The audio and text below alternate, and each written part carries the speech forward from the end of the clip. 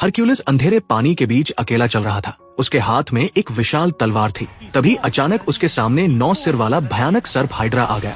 बिना एक पल गवाए उसने अपनी तलवार घुमा दी। हर वार के साथ हाइड्रा का एक सिर जमीन पर गिरता गया। इसके बाद वो आर्कटिक की जमी हुई धरती पर पहुंचा, जहां उस बर्फीली दुनिया पर राज करने वाला विशाल बोर किंग रहता था। दोनों पूरी रफ्तार से एक दूसरे की तरफ दौड़े। बोर किंग को लगा कि हरक्यूलिस सीधे उससे टकराएगा, लेकिन हरक्यूलिस उससे ज्यादा चालाक था। वो अचानक पास के एक पेड़ पर छलांग लगा देता है और बोर किंग पूरी ताकत से जाकर पेड़ में टकरा जाता है। तभी हरक्यूलिस हवा में घूमता हुआ अपने विशाल मीटियोर हैमर को पूरे जोर से उस दानव पर दे मारता है। लेकिन हरक्यूलिस की लड़ाई की भूख अभी खत्म नहीं हुई थी। इसके बाद वह सबसे खतरनाक और शक्तिशाली जानवर लायन किंग की गुफा में पहुंचता है। ये शेर कोई साधारण दुश्मन नहीं था। उसकी चमड़ी इतनी मजबूत थी कि उस पर तलवार और तीर तक असर नहीं करते थे। गुस्से में दहाड़ता हुआ वो हरक्यूलिस पर झपट पड़ा, लेकिन हरक्यूलिस ने अपनी दिव्य शक्ति का इस्तेमाल किया और अपने नंगे हाथों से उस शेर के जबड़े फाड़ दिए। हरक्यूलिस इतना शक्तिशाली इसलिए था क्योंकि वो ग्रीक गॉड्स के राजा ज़ूस और एक साधारण इंसानी औरत का नाजायज बेटा था।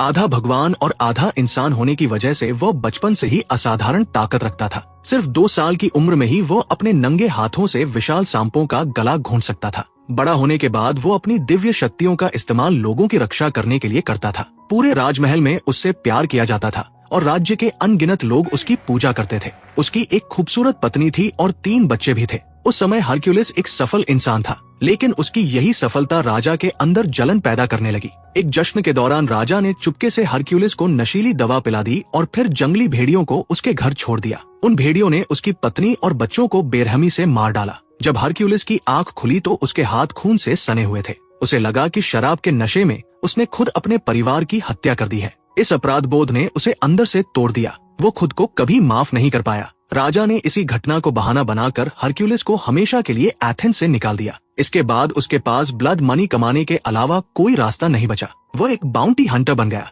एक रात कुछ समुद्री लुटेरों ने उसके भतीजे को रस्सी से लटका रखा था और उसे जिंदा जलाने वाले थे। जैसे ही उन्होंने रस्सी में आग लगाई, तभी वहाँ हरक्यूलिस पहुंच गया। उसके सिर पर लायन किंग का कटा हुआ सिर हेलमेट की तरह लगा हुआ था। पायरेट कैप्टन ने देखा कि हरक्यूलिस अकेला है, इसलिए उसने अपने 5 आदमियों को उसे सबक सिखाने भेज दिया। लेकिन हरक्यूलिस ने अपने हैमर के सिर्फ एक वार से उन सभी को जमीन पर गिरा दिया। यह देखकर कैप्टन ने अपने सारे पायरेट्स को हमला करने का आदेश दे दिया। लेकिन हरक्यूलिस बिल्कुल शांत होकर आगे बढ़ता रहा, क्योंकि वो अकेला नहीं था। उसके साथ उसका एक्सिक्यूशनर थीसूस, आर्चर टैलन, सोर्सरर एम्फिट्रियन और उसका बीस्ट जेम्स मौजूद था। 1 मिनट से भी कम समय में उन्होंने सारे पायरेट्स का सफाया कर दिया। उसी दौरान उसका भतीजा नीचे गिरने वाला था, लेकिन हरक्यूलिस तेजी से आगे बढ़ा और उसे पकड़ लिया। उस रात सभी लोग अपनी जीत का जश्न मना रहे थे। तभी एक दूर के राज्य की प्रिंसेस अचानक हरक्यूलिस के पास आती है। वो घबराई हुई आवाज में उससे मदद मांगती है। प्रिंसेस बताती है कि उनके अपने भरोसेमंद लोगों ने ही राज्य के साथ गद्दारी कर दी है।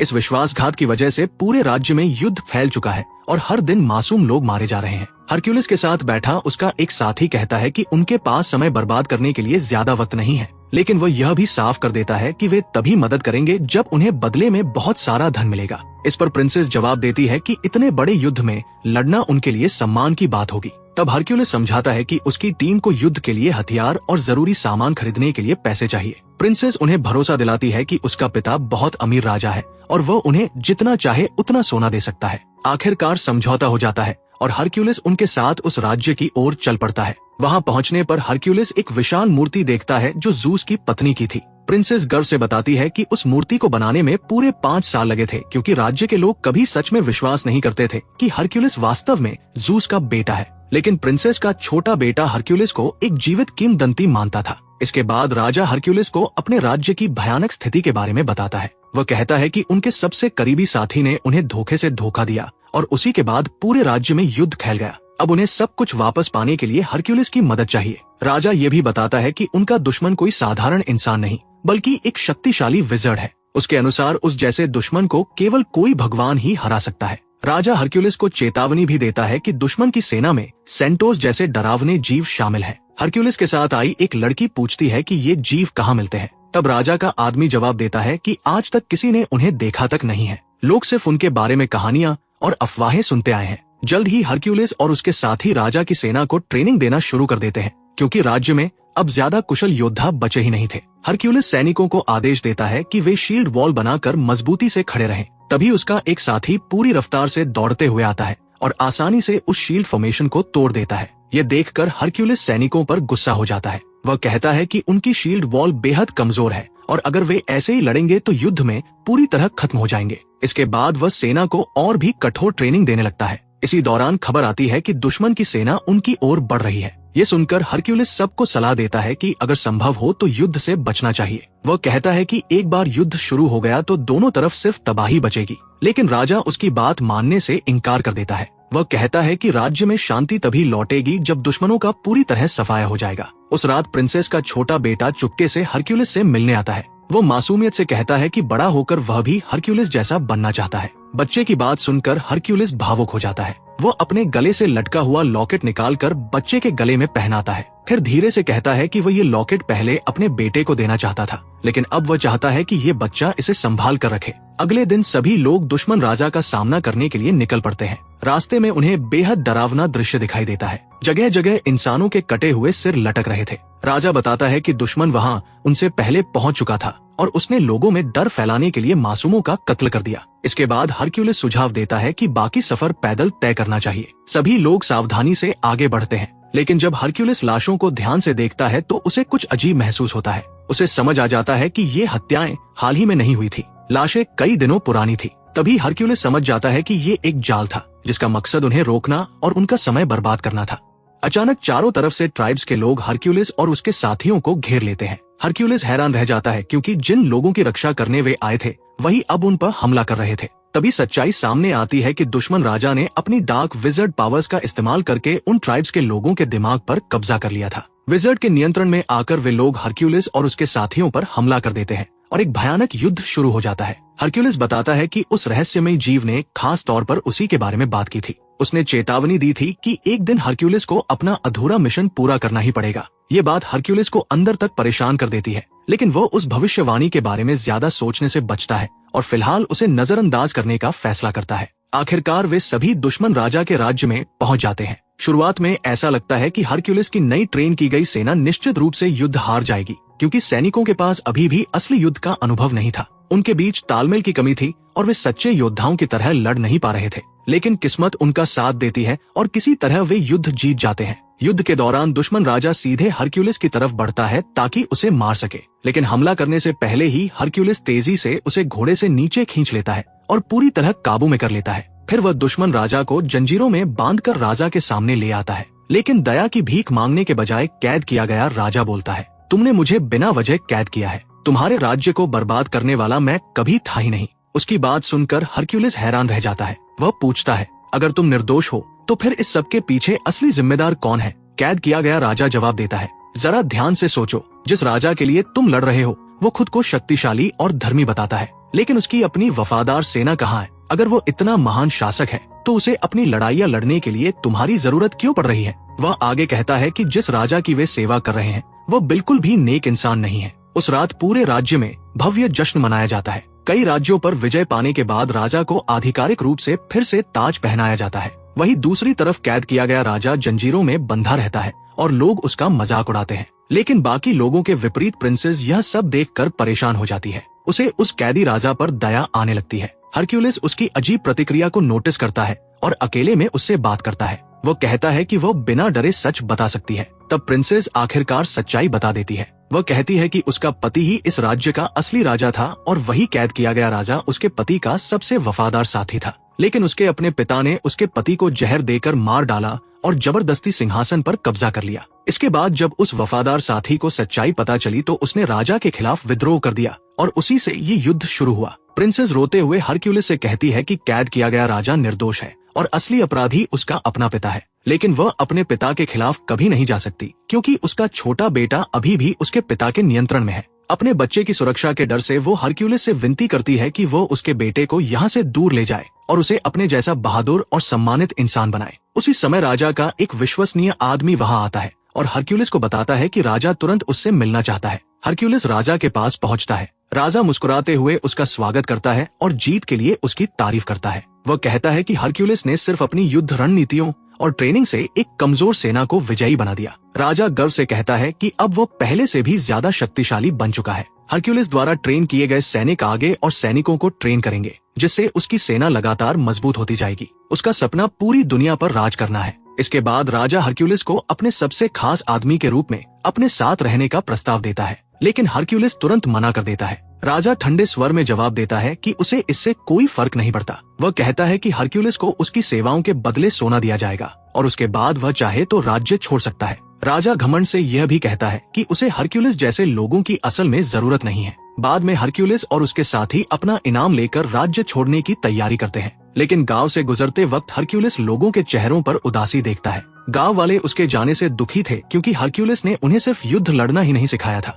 बल्कि साहस, अनुशासन और बेहतर जीवन जीना भी सिखाया था। लोग अब उसका बहुत सम्मान करने लगे थे। लोगों का दुख देखकर हरक्यूलिस अचानक रुक जाता है। बिना एक पल गवाए वो सोने से भरी अपनी थैली जमीन पर फेंक देता है और जोर से घोषणा करता है कि वो लोगों को छोड़कर नहीं जाएगा, क्योंकि उन्हें अभी भी उसकी जरूरत है। उसका एक साथी गुस्से में पूछता है कि वह क्या कर रहा है। वह याद दिलाता है कि उन्हें उनका सोना मिल चुका है और अब तुरंत यहाँ से चले जाना चाहिए, लेकिन हरक्यूलिस के बाकी साथी उसका साथ देने का फैसला करते हैं। एक एक करके वे भी अपने सोने की थैलियां फेंक देते हैं और हरक्यूलिस के साथ रहने का निर्णय लेते हैं। सिर्फ एक साथी ऐसा था जिसने रुकने से इनकार कर दिया। वो अपना सोना लेकर अकेला ही राज्य छोड़ देता है। इसके बाद हरक्यूलिस और उसके साथी सीधे राजा के कक्ष की ओर बढ़ते हैं, लेकिन वहाँ पहुँचते ही राजा के सैनिक उन्हें चारों तरफ से घेर लेते हैं। वहाँ प्रिंसेस और उसका छोटा बेटा भी मौजूद थे। तभी राजा का एक आदमी उसे बताता है कि उसकी बेटी ने गुप्त रूप से हरक्यूलिस से उसके बेटे को राज्य से दूर ले जाने की विनती की थी। ये सुनते ही राजा गुस्से से आग बबूला हो जाता है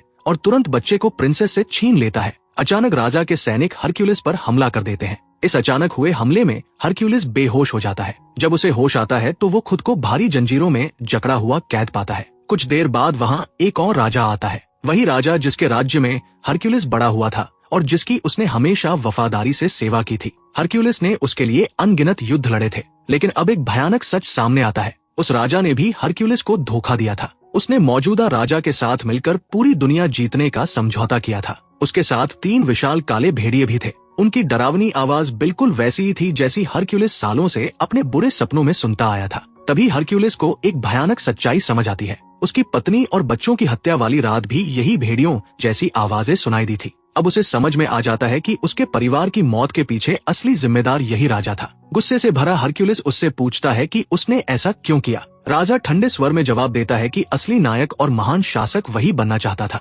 लेकिन लोग हरक्यूलिस को उससे ज्यादा प्यार और सम्मान देते थे, क्योंकि हरक्यूलिस बहादुर और महान योद्धा था।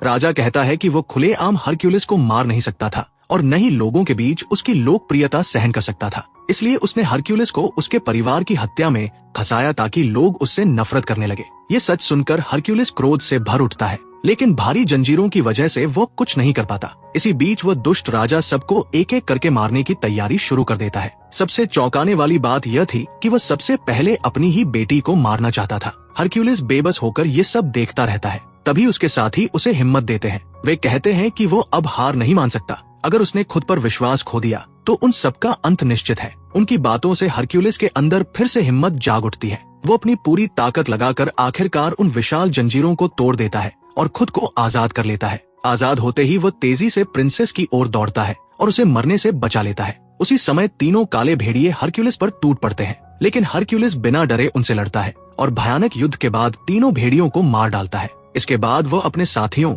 और उस कैद किए गए राजा को भी आजाद कर देता है, जिसे पहले दुश्मन माना जा रहा था। इस अफरा तफरी के बीच दोनों दुष्ट राजा भागने की कोशिश करते हैं, लेकिन हरक्यूलिस अपने पुराने राज्य वाले राजा को पकड़ लेता है। गुस्से और दर्द से भरा हरक्यूलिस उसे बिल्कुल उसी बेरहमी से मारता है जैसे उसके परिवार को मारा गया था। इसके बाद हरक्यूलिस और उसके साथी महल की ओर बढ़ते हैं। वहाँ पहुंचकर वे देखते हैं कि भ्रष्ट राजा अपनी बची हुई सेना के साथ खड़ा है। एक सैनिक ने प्रिंसेस के छोटे बेटे की गर्दन पर खंजर रखा हुआ था। राजा आदेश देता है कि बच्चे को तुरंत मार दिया जाए, लेकिन तभी वह साथी वापस लौट आता है जो पहले सोने के लिए हरक्यूलिस को छोड़कर चला गया था। बिना देर किए वह सीधे एक्सिक्यूशनर पर तीर चलाता है और उसे मार देता है, जिससे बच्चे की जान बच जाती है। इसके तुरंत बाद राजा की पूरी सेना हरक्यूलिस और उसके साथियों पर हमला कर देती है। हरक्यूलिस पूरी बहादुरी और ताकत के साथ उनका सामना करता है। युद्ध के दौरान वही साथी जिसने बच्चे को बचाया था गंभीर रूप से घायल हो जाता है और बाद में मर जाता है। कुछ ही देर बाद राजा की बाकी सेना भी हरक्यूलिस पर टूट पड़ती है,